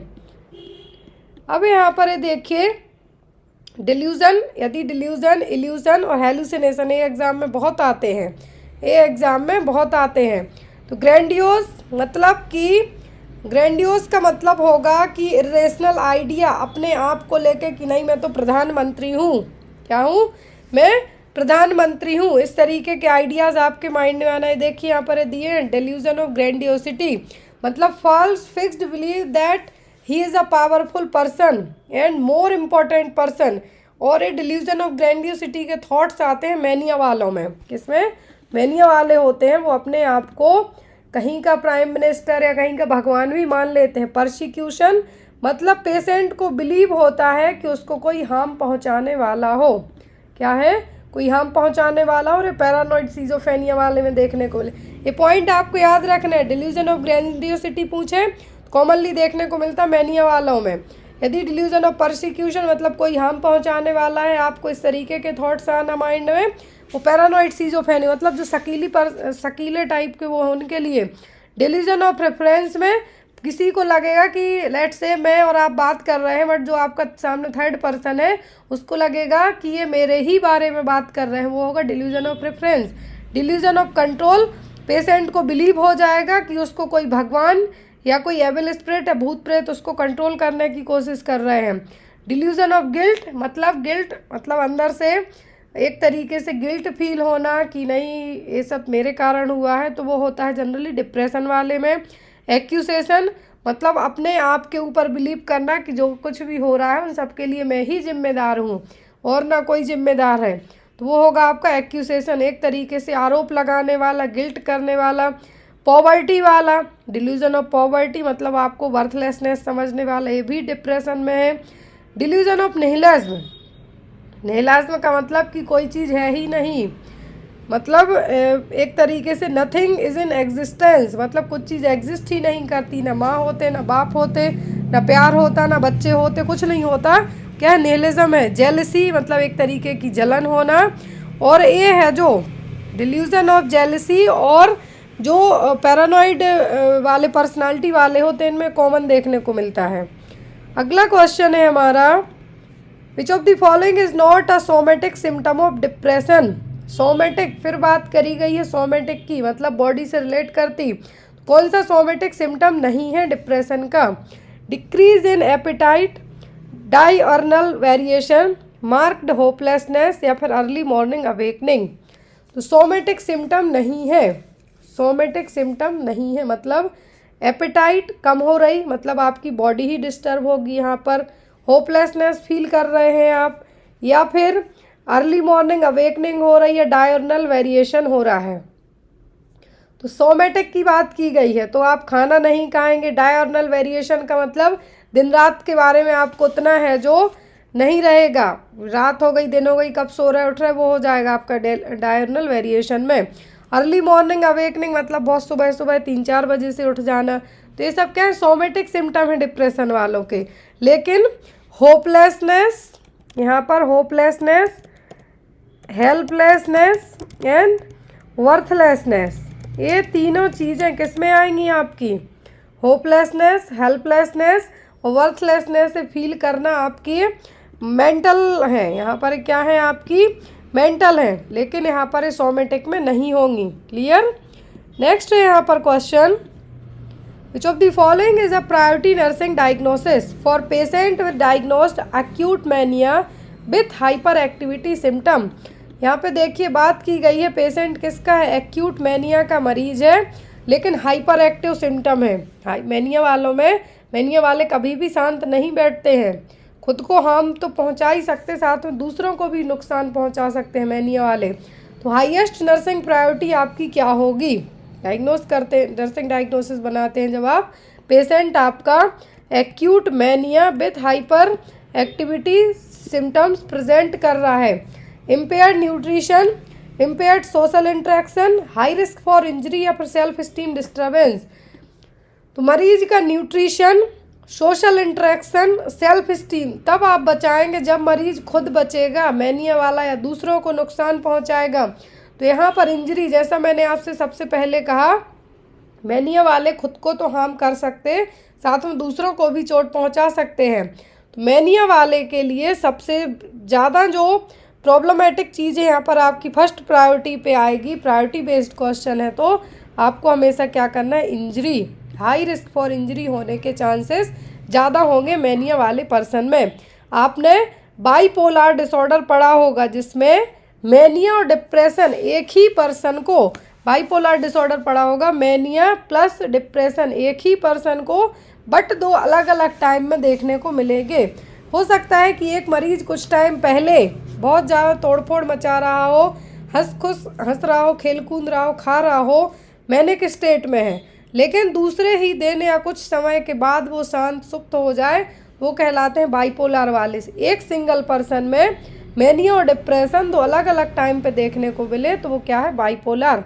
तो यहाँ पर आपको सबसे पहली प्रायोरिटी क्या होगी, हाई रिस्क फॉर इंजरी। अभी देखिए जो यहाँ पर मैनिया वाले पर्सन के एलिवेटेड मूड के 4 सिम्टम होते हैं, यूफोरिया, एलेशन, एक्सल्टेशन, एक्सटेसी, ये 4 एग्जाम में आपको बहुत आते हैं। यदि मैनिया एपिसोड वाला पेशेंट है, सीवियरिटी ऑफ मैनिक एपिसोड है, मूड एलिवेटेड रहता ही रहता है, तो यूफोरिया होती है जिसमें पहली स्टेज होती है increased sense of psychological wellbeing and happiness not in with ongoing events. तो यहाँ पर फर्स्ट क्या है, यूफोरिया। दूसरे में मूड है जो बहुत ज़्यादा एलेट होगा, साइकोमोटर एक्टिविटी बढ़, पहले में इतना ज़्यादा खुश होगा, दूसरे में फिजिकली भी वो चटकून करने लगेगा। एक्सल्टेशन मतलब intense elation of mood with delusion of grandeur, mood तो हाई पहले से ही था, भाई साहब के हाथ पैर भी चलने लगे बहुत ज़्यादा, तो ये दोनों मिक्स हो जाएंगे यहाँ पर। चौथी स्टेज होगी severe relation of mood, intense sense of rapture और ब्लिसफुलनेस सीन इन डेलीरियस और स्टूप्रस मैनिया, मतलब जब ये चारों चीज़ें मिलके मूड हाई हो, दिमाग के साथ साथ हाथ पैर भी दोनों चारों चीज़ें अलग अलग तरीके से चलें, तो क्या होंगी यहाँ पर स्टेज, यूफोरिया फर्स्ट है, एलेशन सेकंड है, तीसरी एक्सल्टेशन और चौथी एक्सटेसी। ये देखिए मैनिया और डिप्रेशन, जैसा मैंने कहा कि जब एक पर्सन को दोनों चीज़ें हों अलग अलग टाइम पर तो वो बाइपोलर है। डिप्रेशन वाले आसपास मैंने शुरुआत में ही बताया कि हर 8 में से 1 आदमी को मेंटल हेल्थ की समस्या होती है, जिसमें से एंजाइटी और डिप्रेशन सबसे कॉमन है। तो यदि डिप्रेशन वाला पेशेंट है, क्या है, यदि डिप्रेशन वाला मरीज है तो दुखी होगा, किसी भी चीज़ में इंटरेस्ट नहीं होगा, खाएगा पिएगा नहीं, सोएगा नहीं, हमेशा गिल्ट से भरा होगा और सुसाइडल आइडिया आते रहेंगे। डिप्रेशन वाले पेशेंट को यदि बचाना है हमें, तो सुसाइडल थॉट्स उसके मन में आते हैं, तो उस चीज़ से प्रिवेंट करना है। मैनिया वाला हमेशा हाई मूड में रहेगा, सेल्फ स्टीम है जो हाई ही रहेगी, और सोएगा तो है ही नहीं, डिस्ट्रैक्ट रहेगा, फिजिकल मेंटल दोनों एक्टिविटी बढ़ी हुई रहेंगी। और यहाँ पर उसकी स्पीच की बात करें हम तो उसके मन में ऐसी ऐसी चीज़ें आएंगी, वो प्रेजेंट भी करेगा, उस चीज़ को मन में अंदर दबा के नहीं रखेगा, डिप्रेशन वाले करते हैं। अब यहाँ पर जो बेसिक मेडिकेशन यूज़ होती हैं मैनिया वाले में, वो देखिए फर्स्ट लाइन ट्रीटमेंट में आता है आपका lithium, valproate, lithium carbonate, lithium citrate. Lithium की यदि टॉक्सिसिटी हो जाए पेशेंट में, यदि मैनिया के मरीज में, लिथियम थेरेपी है जो फर्स्ट लाइन ड्रग के तौर पे यूज़ की जाती है, वालप्रोइक एसिड और लिथियम। तो यहाँ पर यदि लिथियम की हाइपरटॉक्सिसिटी हो या ओवरडोज हो तो मरीज के लिए सीरम, यदि नहीं भी है तो भी पेशेंट यदि लिथियम ले रहा है तो उसके ब्लड सीरम चेक करवाते रहना होता है कि इसको टॉक्सिसिटी डेवलप तो नहीं हो रही है। और जो अदर ड्रग भी दी जाती हैं इसमें, तो फर्स्ट लाइन ड्रग तो हमेशा होती हैं लिथियम और वालप्रोइक एसिड। एंटीकन्वल्सेंट भी दिए जाते हैं, कार्बामाज़ेपाइन दिया जाता है, और हेलोपेरिडोल भी यूज़ किया, ओलेंजापाइन, हेलोपेरिडोल और एस्पेरिडोन, ये मेडिकेशन मैनिया वाले पेशेंट में कॉमनली यूज़ की जाती हैं। लेकिन फर्स्ट लाइन पूछे तो हमेशा यदि आपके सामने ऑप्शन में वालप्रोइक एसिड या फिर लिथियम, इन दो में से एक है तो आप उसको मार्क कर दीजिए, और यदि लिथियम और वालप्रोइक एसिड दोनों हैं तो आप लिथियम को मार्क करिएगा। अगला क्वेश्चन है क्लिनिकल फीचर्स ऑफ सीजोफेनिया इंक्लूड, तो इनमें से सीजोफेनिया वाले पेशेंट के क्या लक्षण हैं, हेल्यूसिनेशन, डिल्यूजन, कंफ्यूज थॉट्स या फिर ऑल ऑफ दी अबव। तो सीजोफेनिया है जो कॉमनली एज्ड पर्सन में देखने को मिलता है, और यदि ये एक बार हो गया तो इसको ट्रीट करना है जो बहुत मुश्किल हो जाता है, क्योंकि इसके जो पॉजिटिव साइन है तो फिर भी ठीक है, यदि नेगेटिव साइन मरीज में दिखने लगे तो ठीक करना मुश्किल हो जाता है। तो ये सभी चीज़ें, हेल्यूसिनेशन होगा, डिल्यूजन होगा, थॉट भी कंफ्यूज्ड होंगे, मतलब क्या है यहाँ पर सब कुछ। अब देखिए एग्जाम में जनरली ब्यूलर के जो 4A हैं, ब्यूलर के 4A हैं, सिम्टम है एक तरीके से डायग्नोस करने के लिए सीजोफेनिया में। वो होता है, पहला है अफेक्टिव ब्लंटिंग, दूसरा एसोसिएशन डिस्टर्बेंस, तीसरा ऑटिज्म और चौथा एम्बिवैलेंस। ये चारों हैं जो चारों symptom, primary symptom 4A Bleuler symptom है किसके, सीजोफेनिया के। अदर में आपका हेल्यूसिनेशन होगा, डेल्यूशन होगा, साथ में है जो सेकेंड और अदर चीज़ें भी देखने को मिलेंगी, बट प्राइमरी में 4 चीज़ें होंगी, affective blunting, association disturbance, autism और एम्बिवैलेंस। हम टाइप ऑफ सीजोफेनिया की बात करें, अलग अलग टाइप के सीजोफेनिया होते हैं, तो मेनली जो कितने होते हैं, 5 टाइप के। पैरानॉइड सीजोफेनिया मतलब कि शकीले टाइप का, पर्सन को हमेशा लगेगा, delusion and audacity, hallucination but relatively normal intellectual functioning and expression of affect. तो यहाँ पर पैरानॉइड सीजोफेनिया में होगा क्या कि मरीज को हमेशा शक रहेगा कि उसके खाने में किसी ने जहर मिला के दे दिया, उसकी मेडिकेशन में किसी ने पॉइजन ऐड कर दिया, वो मुझे हार्म पहुँचाना चाहता है। तो ये क्या है, पैरानॉइड। डिसऑर्गेनाइज्ड में क्या रहेगा, मरीज की स्पीच और बिहेवियर दोनों चीज़ें क्या रहेंगी, डिस्टर्ब रहेंगी, समझना मुश्किल होगा। कैटाटोनिक में बॉडी के मूवमेंट्स, जब टॉनिक जुड़ जाए मतलब मूवमेंट की बात की जा रही है, कैटाटोनिक में बॉडी ले जो मूवमेंट है वो डिस्टर्ब होंगे। अनडिफरेंशिएट में मतलब जो पैरानॉइड है, डिसऑर्गेनाइज्ड है, कैटाटोनिक है या हाइब्रिफ्रेनिक है, कौन सा सीजोफेनिया है वो समझ में नहीं आएगा।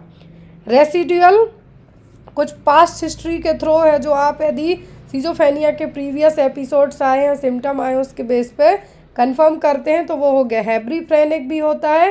पैरानॉइड सबसे प्रॉब्लमेटिक होता है क्योंकि इस तरीके के पेशेंट को ठीक करना बहुत। Which of the following is not a preferred priority nursing intervention for patient during a panic attack? तो आई होप सो कि आपको सीजोफेनिया के बारे में समझ में आ गया हो। फिर यहाँ पर आपका कि कौन सा priority as a nursing priority नहीं होगी जो पैनिक अटैक वाले पेशेंट के लिए ज़रूरी है। पैनिक अटैक आया है किसी मरीज को, क्या नहीं करना है आपको। Talk to patient in a calm and reassuring voice, provide a safe and private place for the patient, teach the patient about cognitive restructuring techniques, या फिर stay with patient in a calm and non threatening way. Late से किसी को panic attack आ जाए, बहुत सारे लोगों को कभी कभी कुछ ऐसे लाइफ में कुछ ऐसे मोड आते हैं, ऐसा टाइम आता है कि मरीज़ है जो पैनिक हो जाता है।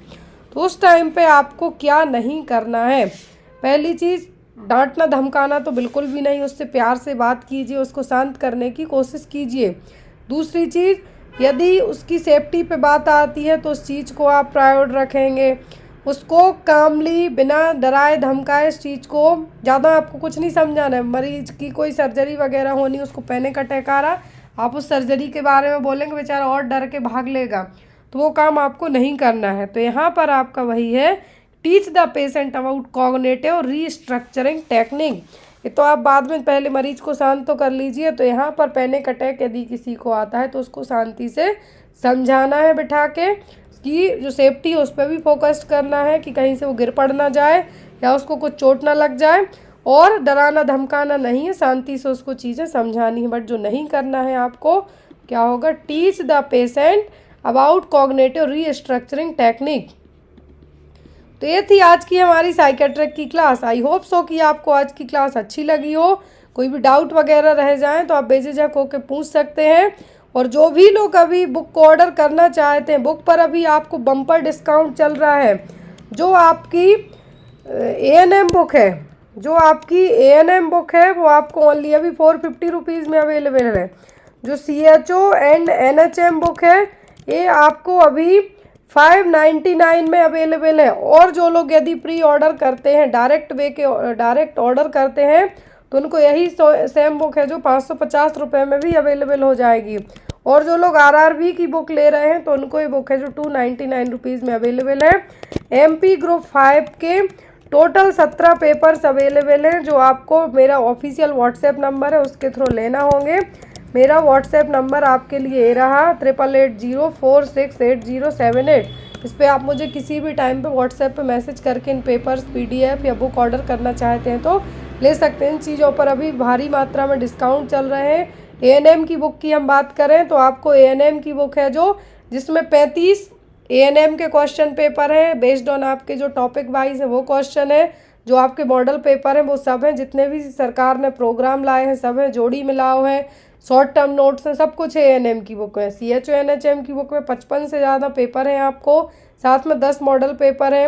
रेलवे वाली बुक में 10 पेपर के साथ साथ 10 मॉडल पेपर भी हैं लगाने को आपको, साथ में 1000 से ज़्यादा की पॉइंट्स हैं, और साथ ही साथ आपको जोड़ी मिला क्वेश्चन है जो नावाडेज एग्ज़ाम में बहुत आ रहे हैं। तो जो भी लोग स्टडी मटेरियल लेना चाहते हैं मुझे डायरेक्ट मेरे व्हाट्सएप नंबर पे मैसेज करके ले सकते हैं। Thank you for watching us, bye bye, take care.